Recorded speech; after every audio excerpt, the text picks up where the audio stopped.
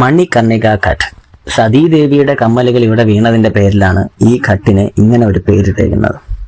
ഇവിടങ്ങളിലെ ഏറ്റവും പവിത്രമായ ശ്മശാനങ്ങളിൽ ഒന്ന് തന്നെയാണിത്.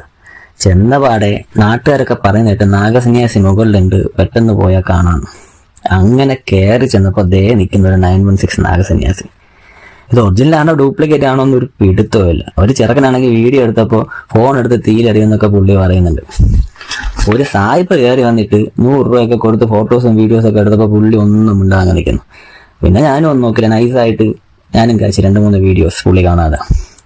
പക്ഷെ എന്തൊക്കെ പറഞ്ഞാലും ഇവിടെ വന്ന് ഇങ്ങനെ ചിതയിലേക്ക് നോക്കി നിൽക്കുമ്പോൾ കിട്ടുന്ന ഒരു ഫീലിങ്സ് അതൊക്കെയാണ് തോന്നിപ്പിച്ച് പോകുന്നത്.